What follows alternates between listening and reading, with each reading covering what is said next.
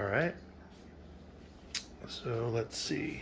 It's about 10:30. I'm getting ready to go to bed. Probably going to wake up in about 8 hours.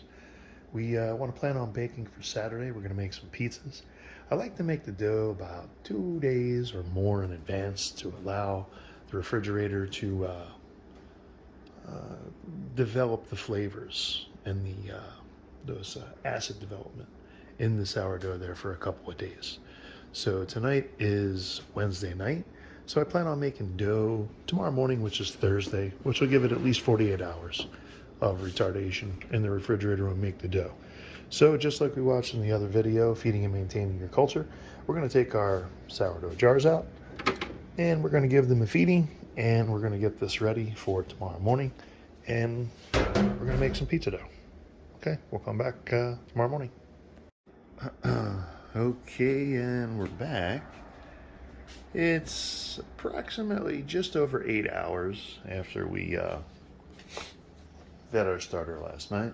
I turned down the air maybe a degree or so. It was a little bit cooler to slow down fermentation, but you could easily just use some cooler water from the refrigerator to help slow down fermentation. Now it looks like we're already at peak activity here, which is good. So I'm not yet ready to bake though. I don't want to run the mixer. My wife is sleeping and I wanted to help her to wait for her to come on down and help me to film this. So what I'm going to do is I'm going to use this technique called holding over the yeast, where we're just going to take this yeast and we're going to put it in the refrigerator now, and I can store this for up to a couple hours to maintain and keep that peak activity until I'm ready to actually use the starter here to actually make the dough with. So we'll do that and we'll be back. Let's go get our culture that we held over in the refrigerator to start the pizza.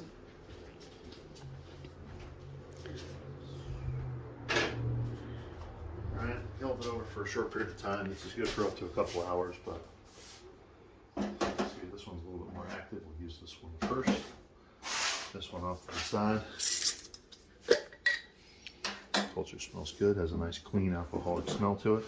We don't actually have to measure this. A little bit of leavening leavens the whole loaf. What that means, I guess that expression is, take a look at this. This is nice and bubbly. It's very active. It's ready to go. We're going to make some pizza dough out of this. I know that there's just over 100 grams of flour and water out of this, so it's going to be between 2 to 250 grams that I'm working with. The only reason we measure is two reasons. One, we want to maintain a consistent hydration level so we know what we're putting into our dough at all times. That's why we measure. And number two, it also gives us the ability to gauge how quickly that the loaves are proofing. If you have a schedule where you're going to be busier and you want to delay your baking, very common people will do is just reduce the amount of culture that we're going to use, so it will slow down fermentation even at a room temperature there. But since this is pizza dough, it's a flatbread, we're going to do this pretty quick. What I'm going to do is I'm just going to, this isn't going to pour as quick when it's cold, but that's okay. We have our little spatula here. And I'm going to just take most of this out and leave just enough for a feeding. As you can tell, this is what's left, and we're just going to put that back in the fridge, same as before. We will clean this off, and I'm going to get a paper towel here. Just wipe off the mouth. This one will just tighten it up, quarter turn, loosen it, put it back in the fridge. And this one is ready for the next time we're going to feed it and make dough. It's still in a very active state. So now, for the sake of simplicity, I have already, clean this in a second, I've already measured out our ingredients, what we're going to use. Baker's percentages, everything is based on the flour percentage. So if we have, say, an 80% hydration dough, that means we're using 80% of the hydration or water based on our flour ratio. The easiest way to do this is to use a consistent number that's easy to divide or multiply by, like say 1,000 grams of what we're going to use typically in flour. This is for a typical 4-pound loaf recipe. This is what it's going to come out to. So 1,000 grams of flour that I separated into two different units right here. This is 750 grams and this is the other 250. This is 600 grams of water with 200 grams of culture. So that is 1,000, 600, and 200. That's going to be 1,800 total grams, which is just over 4 pounds. So basically it's going to make 4 1-pound pieces of pizza dough, roughly, or however it is that you want to situate that. So we'll put in our water. And obviously, as you can look in there, you can see that the yeast does kind of float in that. It would be easier to see if I put the water in first. However, it does float. We know it's active. We're going to put in the initial 750 grams. I spilled a little, not a big deal because we actually adjust these things. Now, this is going to be just over, say, this is 1 tablespoon of kosher salt. And this is going to be a heaping tablespoon of sugar, so that they're about equal measures. It's probably about 1.2 to 1.6 I don't know, percent, I guess you'd call it there, or whatever. So it's probably somewhere between like 2 to 3% total additives we're adding to the dough there. I'll put this up to the side. Why am I separating the dough like this? When we're working with lower hydration doughs, it's easier on your motor and it's easier to just spend less time mixing if we do this intermittent mixing technique. This is where we're going to let the flour hydrate and absorb some of the flour, most of it, about 75%, and we're going to let it sit for at least 20 to 30 minutes before we go back and we actually do the actual mixing and slowly incorporating the rest of the flour. I only do this with lower hydration doughs. Higher hydration doughs, I don't even use my mixer. I just do them all by hand. But I just want to show you this technique. And a lot of people, they'd say, oh, why did you add in the salt in there right away? You didn't do the autolyze thing. Yeah, it's not really a big deal, and I'm not the only one that does this. I've never actually separated the salt during the autolyze phase here. So you wouldn't call it autolyze because it's not just flour and water. I actually throw in everything like right off the bat. And let me go get my little dough hook. Take this, put it on our kitchen mixer. 6-quart Pro here I use. And what we want to do is we're going to turn this on and mix it until we don't really see any dry bits. That's all. Don't forget, don't ever use on your mixer for doughs more than the 2nd setting. So this is 1, 2, put the shield on. And this is going to go when we add the rest of the dough. This we don't need. So we'll let this mix for a minute, or I could even do this by hand to do it a little bit quicker, just to incorporate a little water in the flour. And then we're going to turn this off for about, like I said, at least 20, 30 minutes. Even if you let this off for like an hour, not a big deal. Generally what I'm going to do is, because this is a flatbread, I'm not worried about it rising as quickly or as much as like a regular bread dough recipe. So this total time that it's going to sit out from the time I start is between an hour to an hour and a half, because I also want to let this sit in the fridge for a couple of days, which is only going to slow the fermentation down. It's not going to stop it, so we don't want it to overproof. So right now it's 7:46. This should only take like a couple of minutes. And this doesn't have to be like exact, it's just getting an initial mix here. When it starts looking like a little soupy, I guess you'd call it, or shaggy, some people refer to it, you know. There's a loose or a wet consistency. I don't want to call it like oatmeal, but yeah, there's very little dry bits. At this point, if I had to, I could just turn this off like right now and just let this sit and just incorporate. There you go. That's what it's going to look like there. So we'll turn this off and we'll come back in about, say, 30 minutes, and we're going to finish the rest of the dough recipe. Okay? Live. Okay, back. All right. So I'm going to show you a couple of tools here that are going to be helpful. One is what this is called as a bowl scraper.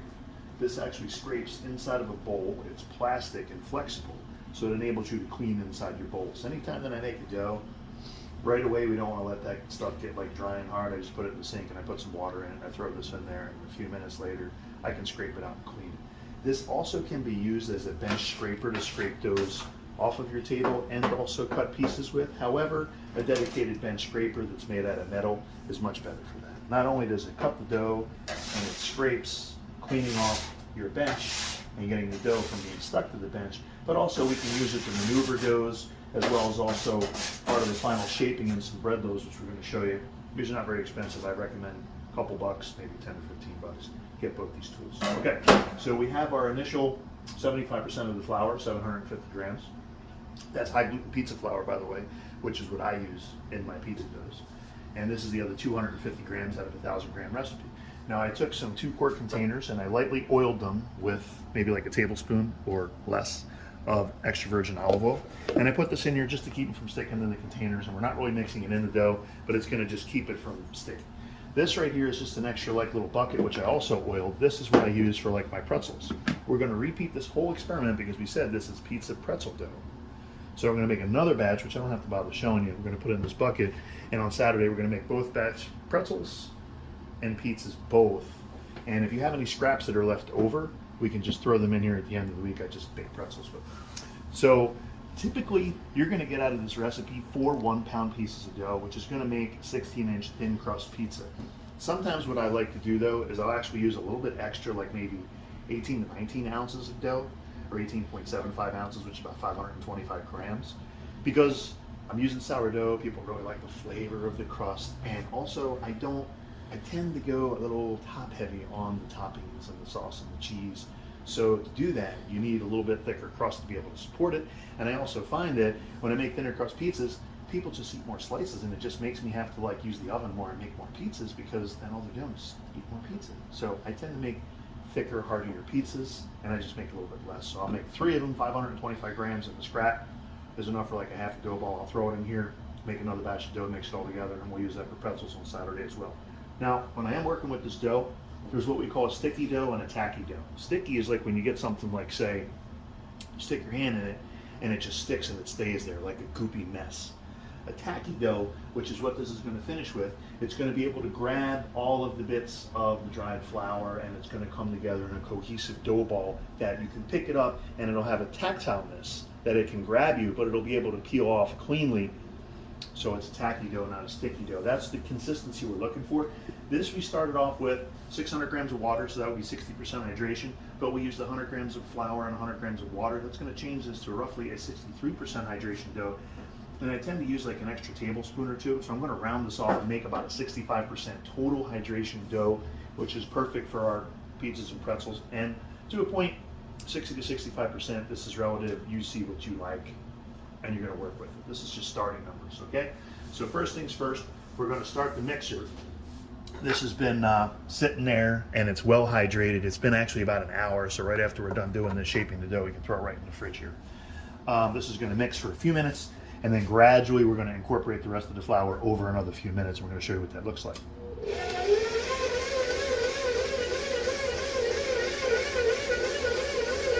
You might actually do this a little bit quicker since we're filming this. So what did we not talk about? Oh yeah, right here, if you're going to back up, I have some oil on the side. I find that when you're working with the dough and I'm shaping it, sometimes it can stick to your hands. So if you just dab a little bit of oil and rub it on your hands, you can work with the dough easily, that it won't stick to your hands, and it'll be easier to shape, and we're going to put it in there. So I have my digital scale here, which we're going to put on grams, and we're going to take the dough out when it's done, cut it into pieces, measure about 525 grams, shape them into a dough ball. Now when we have a dough ball, people don't realize that there's a smooth side and a flat side. When we make these dough balls, the smooth side, that is the round, smooth side up, is actually the side that's going to sit on the peel, that it's going to be smoother, so it's going to be easier to take on and off the peel here, and that's actually the side we cook on, and the flat side that's underneath is actually the side that we put the sauce and the toppings on, if that makes any sense. We'll show you on pizza day when we actually make it on Saturday. Right now it's Thursday morning. We're just going to get this going. We're going to do a quick mix right here. The reason why we do this intermittent wet mixing technique is because we add all the flour at one time on this lower hydration dough. It's going to kind of come together as like one mass, and it makes it difficult to stretch. More hydrated dough and a wetter dough is just going to be easier to stretch, so it's going to be less on your motor, and it's going to take less time. And it's just going to just mix a little bit better, besides more efficiently.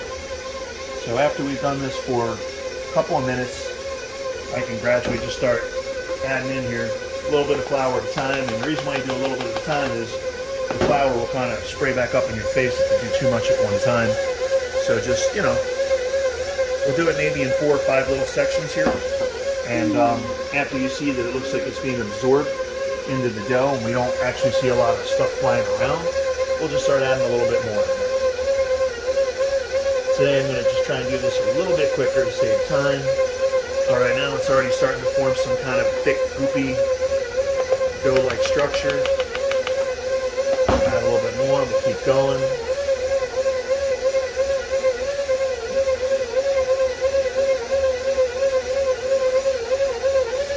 Show you the whole process, what this is going to look like.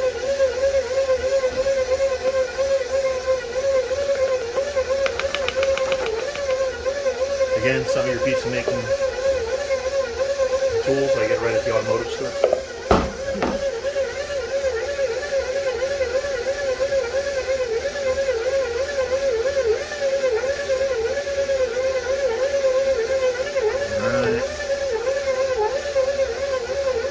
Said normally I take a little bit longer to do this, but today I'm just going to kind of rush this. This pizza dough doesn't have to be perfect.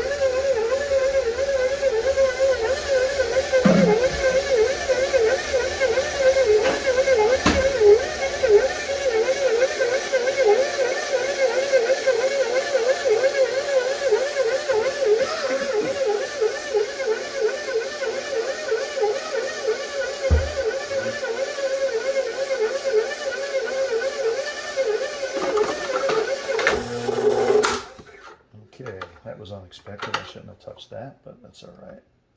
It's cracking a little cover, but it's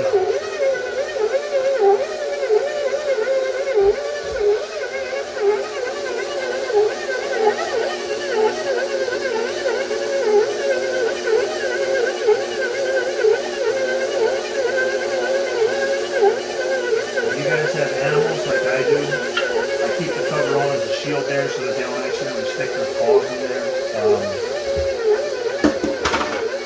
As well as it just keeps things from flying around. Alright, so let's take a look at the dough, see if it's coming together yet. The dough looks like it's coming together pretty nice. Now this looks like it's a little bit wetter than it normally is. So you're going to read your dough. So actually what to do is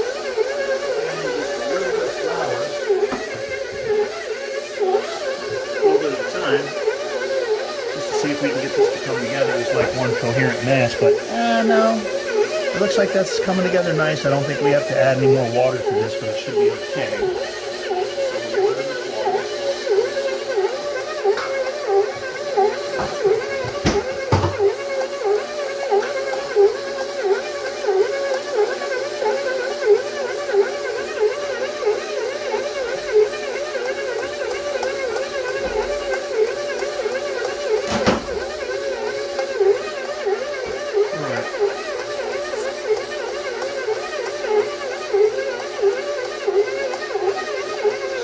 Starting to come together, but it doesn't look like it's smooth, large dough ball yet, so I'm going to give that like maybe another minute because we kind of rushed the initial mixing of the flour.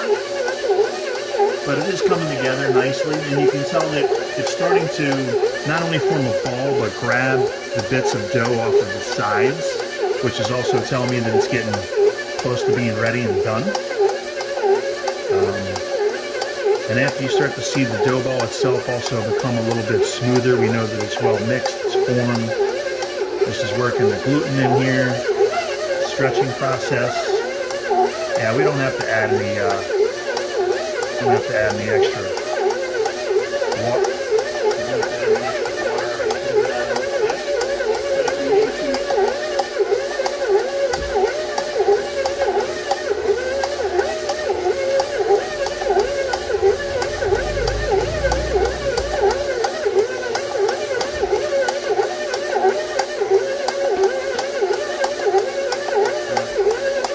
Getting a little smoother, a little bit more like a big dough ball now.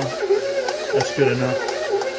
Turn this off. We're gonna use the KitchenAid mixer. Some people will use like inexpensive bread mixers, simply for the mixer attachment. Not that we actually use the bread pan in a bread mixer. I don't know anybody who uses this. Bowl mixer again. See how it makes it easy to scrape out some of the bits, and also to just get the dough out.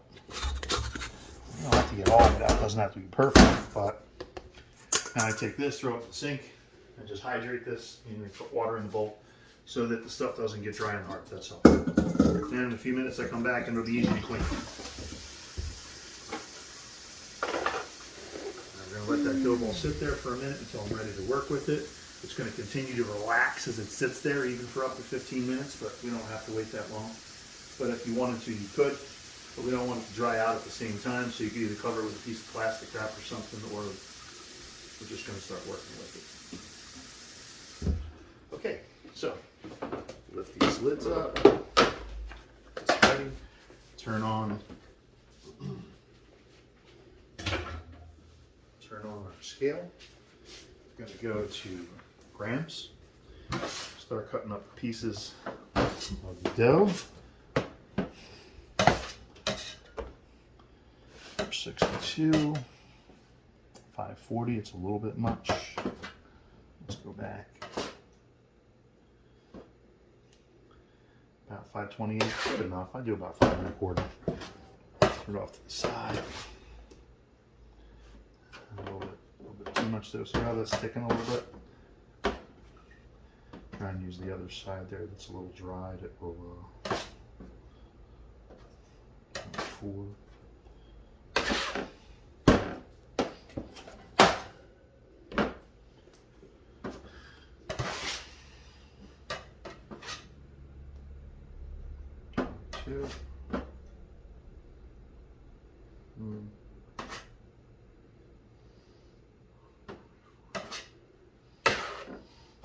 Now this piece that's left over, I could put it in a bag and use it like a piece of old dough, and later on in the week I could just throw this in the next batch of pizza dough or pretzel dough that I'm going to make. But since I'm going to make 2 batches anyway, well, that worked out good. I can just let that sit right there, put this in the fridge, but I'm going to make another batch of dough right after this anyway. So actually we'll put this in the fridge in a minute, but let's just do this part where we're going to make our dough balls here, and we're going to show you the shaping process. Now, what I'm going to do is I'm just going to grab this. See how that this is tactile? It can stick, it will grab me, but it will let go. That's a tacky dough. That's not a sticky dough. Sticky dough is when you put your hand in it and it just coats it and it sticks to it. Rub a little bit of olive oil on your hands, and I'll make it easy so that this doesn't stick as well. And then basically what you're going to do is try not to have air pockets, but you're just going to kind of fold this on itself here a few times, like this, with this little rolling technique that I use. So that we're going to make a smooth skin. And then this will turn it out. It doesn't look like super smooth right there because I didn't need it as long as I normally do, but you get the picture here. This one will probably look a little bit better. If you stretch this too fast, or if it's too cold, then it gets like that. That one looks nicer. Put this right here.